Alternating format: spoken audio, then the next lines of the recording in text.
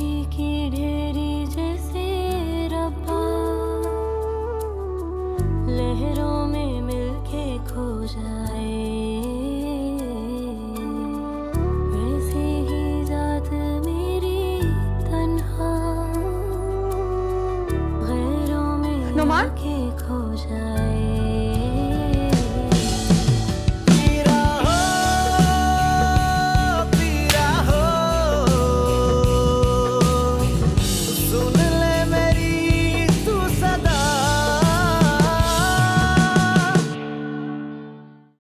ऐसे जालिमों के आगे चुप रहना भी गुनाह है। अब तो मैं कानूनी तरीके से अपना हक लूंगी। आपको बाबा के वाजिबात भी देने पड़ेंगे और बाबा पे लगाए हुए झूठे इल्जाम की माफी भी मांगनी पड़ेगी। वो तुम्हारी बात कभी नहीं जानते, उनको उठाओ, इन्हें कुछ नहीं हुआ है, इन्हें कुछ नहीं हुआ है। नहीं करे नहीं रोज तेरा। अरे लोगों को बातें बनाने के सिवा आता ही क्या है। और अगर तुमको हो तो हम सादगी से मासूमा और नदीम का निकाह पढ़ा देते हैं। सुन ले मेरी तू सदा।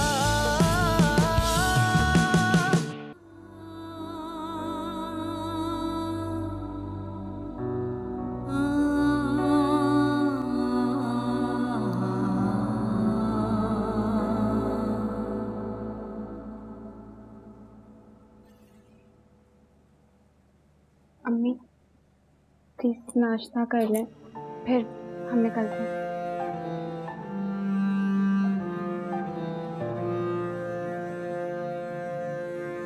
इतनी सुबह सुबह कहाँ जाना है आप लोगों को?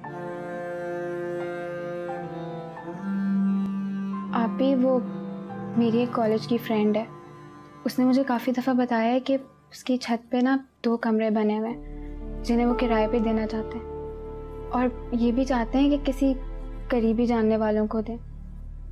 तो बस मैंने सोचा कि बात करके देख लूं। ये तो बहुत अच्छा होगा। असल में एग्ज़ाम्स के बाद वो अपने भाई के पास ना कनाडा चली गई थी, इसलिए मेरा कोई कांटेक्ट ही नहीं है उससे। और अब जब मैंने फ़ोन किया इतने टाइम बाद तो फ़ोन ही ऑफ जा रहा है उसका, इसलिए सोचा कि उसके घर जाके देख लूं। ठीक है बेटा, चल के देख लेते। मासूमा तुम सारे कपड़े पैक कर लेना, और हाँ वो जो जेवरात है ना वो भी अच्छे से पैक करके उसी में रख लेना। जी अम्मी। अच्छा आप नाश्ता तो कर लें। कैसी खुशियां हैं रब्बा मेरी, थोड़ी सी मिलके खो जाए, कैसी दुनिया है रब्बा तेरी, रोते रोते हम सो जाए। अम्मी प्लीज। रोते रोते नैना सोजे, देखना रब्बा हम कैसे टूटे, एक ही भूल में सब अम्मी कुछ सब ठीक हो जाएगा। खोया, खुद ही से हम अब हैं रूठे।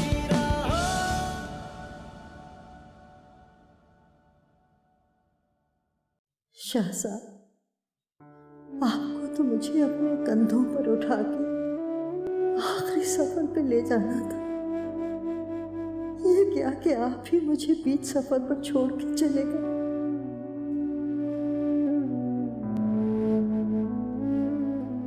वकार आता होगा, वो रोज आता है, आज भी आएगा, जरूर आएगा।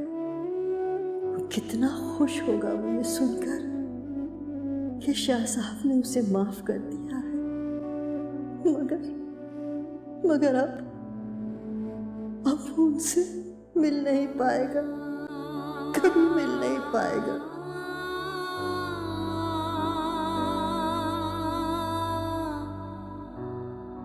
वकार, बेटा वकार, आ जाओ अब। इस इंतजार को खत्म कर दो जो मेरी आंखों में ठहर गया है।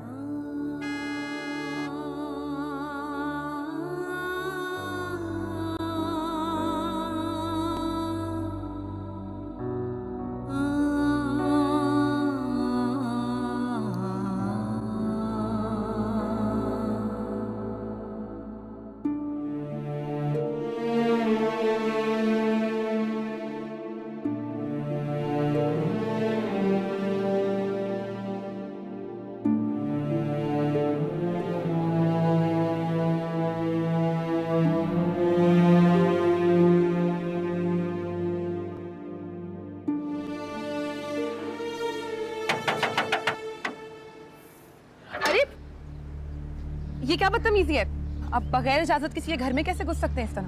बगैर इजाजत नहीं मैडम, इजाजतनामा है मेरे पास, ये देखो। कैसी इजाजत? क्या है ये कोर्ट का ऑर्डर है, मकान को सील करने के लिए आया हूँ। आप होश में तो हैं? ये मकान हमारा है, कोर्ट कैसे सील कर सकता है इसे? ये मकान आपका नहीं है, ये मकान तौकीर खान साहब का है। उन्हीं की कंप्लेंट पे कोर्ट से लेटर लेके आ रहा हूँ ताकि इस घर से नाजायज कब्जा खत्म किया जा सके। ये क्या बकवास कर रहे हैं आप? कोई नाजायज कब्जा नहीं है यहाँ। ये घर मेरे बाबा को कंपनी से मिला था। अरे मैडम, हमारे पास तुम्हारी फुजूल बकवास सुनने का टाइम नहीं है। चलो भाई, आप लोग अपना काम करें। चलो बीबी चलो, हमें ये मकान सील करना है। पर ऐसे कैसे हो सकता है? अंदर हमारा सामान पड़ा हुआ है सारा। निकलती हो या धक्के मार के निकालूं? सामान वमान कुछ नहीं, सब तौकीर साहब की मिल्कियत है। तुम्हारे बाप ने कर्जा लिया था ना, उसका बदला है ये सब। झूठ, बिल्कुल झूठ। मेरे बाबा ने कोई कर्जा नहीं लिया था। तुम इसकी फजूल बकवास क्यों सुन रही हो? इसको निकालो यहाँ से, मेरे पास और भी बहुत सारे काम है। निकलती हो या धक्के मार के निकालूं? छोड़े मुझे, मैं कहीं नहीं जाऊंगी। मुझे मेरी अम्मी को तो फोन कर लेने दे, मेरा फोन अंदर रखा हुआ है। तुम इस घर से तिनका भी नहीं लेके जा सकती अब। राजा भाई, पूरा घर खाली है और मकान के अंदर कोई भी नहीं है। मेरी अम्मी नहीं है घर। मेरी अम्मी और बहन को आ जाने दे प्लीज। तुम में से एक यहाँ ठहरेगा, बाकी सब मेरे साथ चलेंगे। इस घर को सील करो, ताले लगाओ ताकि कोई इस घर में दाखिल ना हो सके। और तुम लोग मेरी शक्ल की देख लो, निकालो इसको, निकलो यहाँ से। निकलो, चलो सब हमें ये निकालो सील यहाँ से। करना है। चलो निकलो।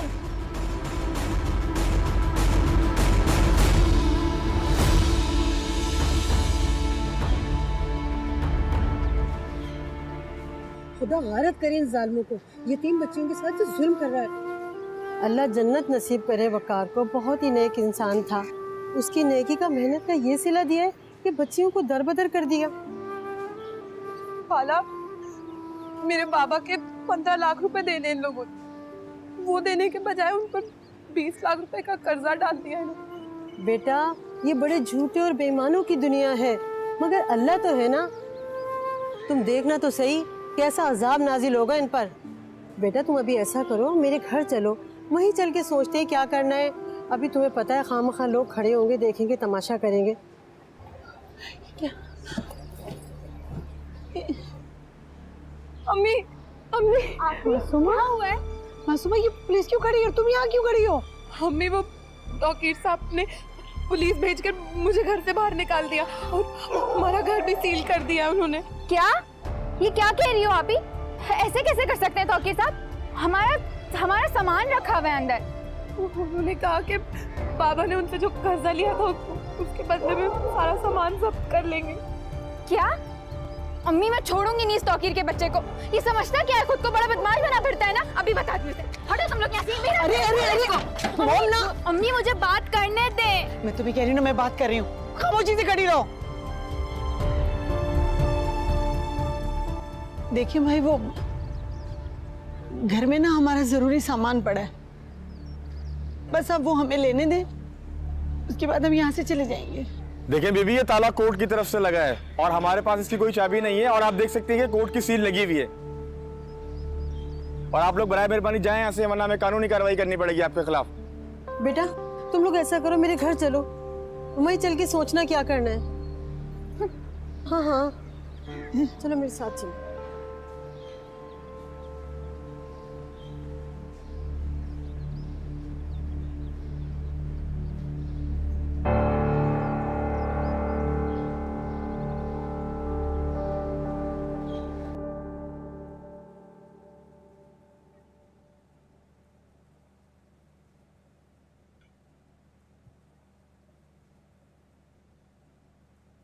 अस्सलाम वालेकुम। वालेकुम अस्सलाम बेटा।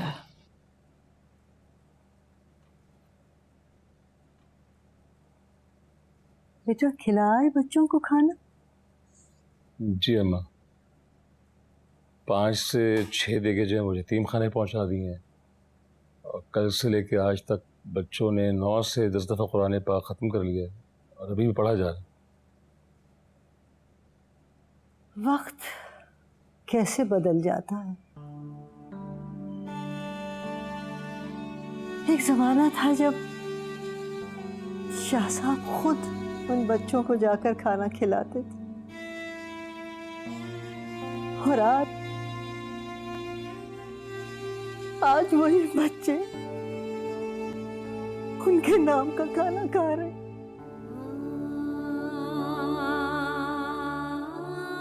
कल सोइन पे उन बच्चों को बुलाया है? हाँ, आएंगे बच्चे। वासिफ बेटा, मेरी एक बात सुन। मैं तुम्हारे जिम्मे एक बहुत जरूरी काम कर रही हूँ। जी। जैसे भी मुमकिन हो तुम वकार को कहीं से ढूंढ के लाओ। वो अपने बाप की मैयत में तो शरीक नहीं हो सका, लेकिन उसका ये हक तो है ना कि उसको शाह साहब के चले जाने का पता हो। उसको इत्तला देनी बहुत जरूरी है बेटे। ठीक है अम्माजान, आप फिक्र ना करें ना। मैं जाता हूँ, कल किसी ना किसी तरह भाईजान को ढूंढ के लेके आता हूँ। जीते रहो बेटा, खुश। बेटे शायद उन्हें एहसास हो गया था कि वो जाने वाले हैं, इसीलिए उन्होंने कहा कि वकार को ले आओ। मैंने उसे माफ कर दिया है। मुझे याद अपने इंतकाल से एक रात पहले उन्होंने मुझसे ये कहा, सफिया मेरे पास वक्त बहुत कम, तुम वकार को जल्द अज जल्द बुला लो। क्यों कहा था उन्होंने मुझसे ये? उनके ये कहने पर मैं उन पर कितना नाराज हुई थी, लेकिन मुझे क्या पता था कि वो सच बोल रहे। अगर मुझे पता होता कि वो इतनी जल्दी चले जाएंगे तो मैं एक लम्हे के लिए भी उनको ना छोड़ती। अम्माजान, सब्र से काम लें। हमारे पास सब्र करने के अलावा और कोई चारा नहीं है। अल्लाह उनके दर्जात बुलंद करे, उनकी मग़फ़िरत करे। आमीन।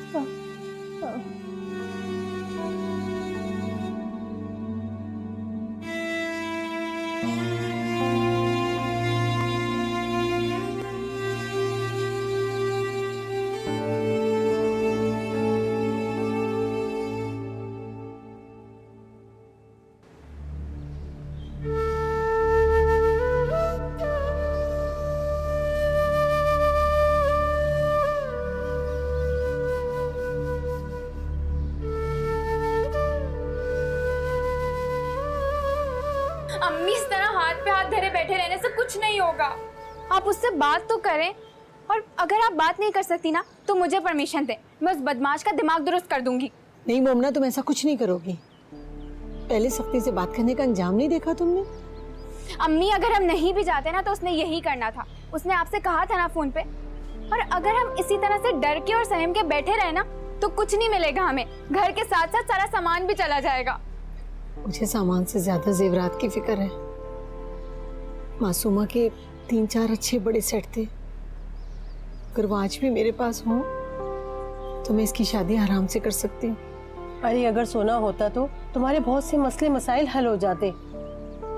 मेरी मानो तो सेठ से बात कर लो जाके, कम से कम तुम्हारी जरूरत का सामान तो मिल जाएगा।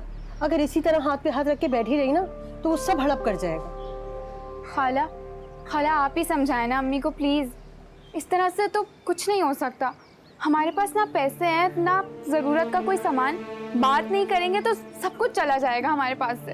और तुम्हें लगता है कि तुम बात करोगी तो वो सब कुछ दे देगा? अम्मी, मैं जिस तरह उससे बात करूंगी ना, मुझे यकीन है कि कम से कम हमें हमारी जरूरत का सामान तो मिल ही जाएगा। मोमना ठीक कह रही है फातिमा, इसे बात तो करने दो। इस तरह कब तक बैठी रहोगी? अगर किराए का मकान भी लेने गई ना तो एडवांस के पैसे भी देने पड़ेंगे। अच्छा ठीक है, तुम बात करके देख लो।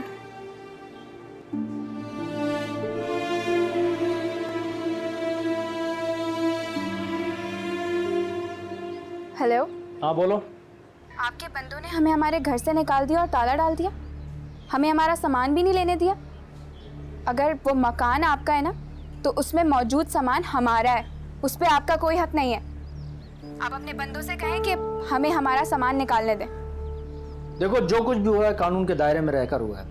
कोर्ट की इजाजत से हुआ है, मैं आगे कुछ नहीं कर सकता। देखें, आप मुझे मजबूर ना करें कि मैं कोई इंतहाई कदम उठाऊं। अरे धमकियां किसको दे रही हो? जो करना है कर लो। ठीक है, फिर आपसे मीडिया के थ्रू बात होगी। मीडिया के थ्रू? क्या कहना क्या चाह रही हो तुम? जाहिर है, जब आप हमारी कोई बात समझने को तैयार ही नहीं है तो मैं क्या करूं? पहले हमारे बाबा के फंड जब्त किए और अब हमारे सामान पे कब्जा करना चाहते हैं। मुझे यकीन है कि इस वक्त हमें सबसे ज्यादा मीडिया सपोर्ट करेगा और आप देखिएगा, मैं ना सिर्फ आपसे अपना सामान बल्कि अपने बाबा के फंड्स भी निकलवाऊंगी। देखो, इतना हाइपर होने की जरूरत नहीं है। तुम क्या कह रही हो मैं समझ नहीं पा रहा हूँ। एक्चुअली मुझे अभी तक सही मामले का अंदाजा ही नहीं है और मैं अभी इस्लामाबाद आया हूँ। मैं कल शाम को आऊँगा कराची मीटिंग के लिए, तो फिर मैं तुमसे आके मिलता हूँ। ठीक है, अगर आप कहते हैं तो मैं आपको कल शाम तक का टाइम दे देती हूँ, लेकिन हाँ, एक बात याद रखिएगा, कम से कम कल शाम तक हमें हमारा सामान मिल जाना चाहिए, वरना मैं चुप नहीं बैठूंगी। हाँ हाँ ठीक है। देखा अम्मी, देखा आपने कैसा दुरुस्त किया मैंने इस बदमाश का दिमाग। तुमसे समझदार तो फातिमा तुम्हारी बेटी है।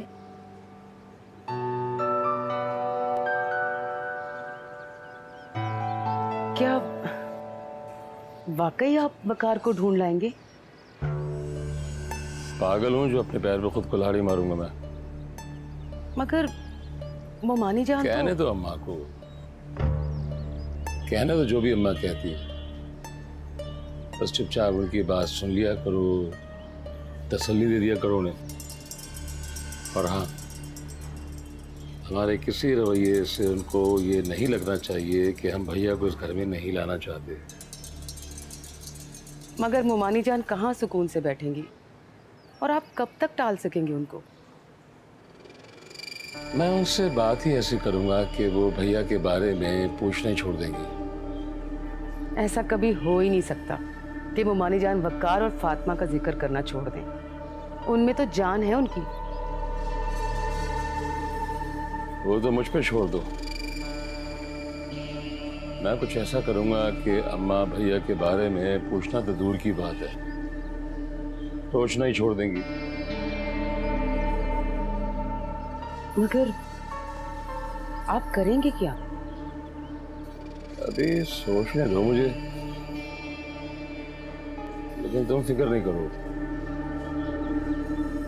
अब इस किस्से को हमेशा के लिए खत्म करके ही छोड़ूंगा मैं।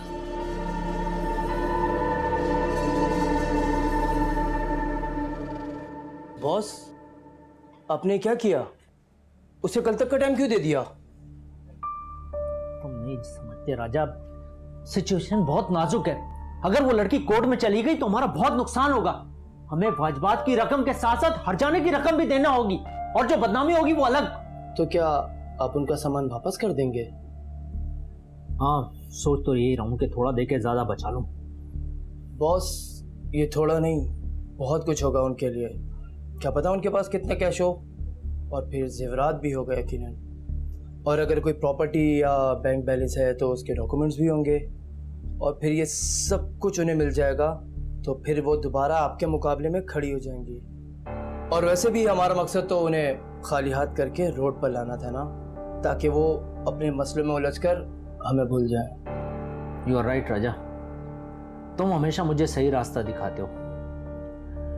लेकिन अगर वो लड़की कोर्ट में चली गई तो हमें सिर्फ उसके वाजिबात ही नहीं बल्कि हाथ साथ ही मौत के अखराजात भी बर्दाश्त करने होंगे, जो 40-50 लाख होंगे। और कारोबार की इस वक्त ऐसी सिचुएशन है कि मैं अपनी कंपनी अकाउंट से 40-50 लाख रुपए नहीं निकाल सकता। और दूसरी अहम बात यह कि कोर्ट में अगर हमने हादसे का मुआवजा दिया तो हमें हादसे की तफसीलात भी बतानी होंगी, और कोर्ट में ज़बानी जमा खर्च नहीं होता, हर चीज़ की डॉक्यूमेंट्स और प्रूफ देना होंगे, और हम बुरी तरीके से फंस जाएंगे। मेरा करोड़ों का प्लान जब्त हो जाएगा, क्योंकि मैंने उसे कानूनी तौर पे नहीं मंगवाया बल्कि स्मगल करवाया है।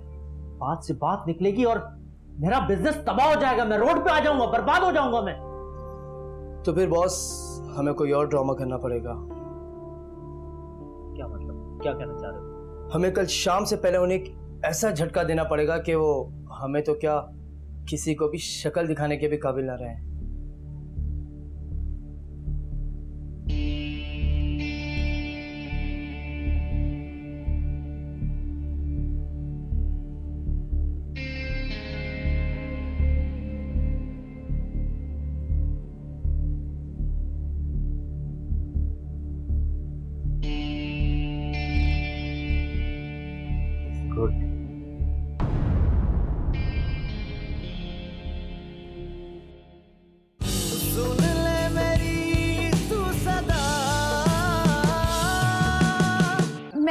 अपनी ये रिंग और चेन बेच दूंगी। 2 दिन में मेरी गुड़िया कितनी बड़ी हो गई, कितनी समझदारी की बातें कर रही है। जी कल शाम को आऊंगी, अभी मैं ज़रा किराए पे मकान देखने जा रही थी। तुम भी ना बाज नहीं आओगी अपनी जिद से। खैर जैसे तुम्हारी मर्जी।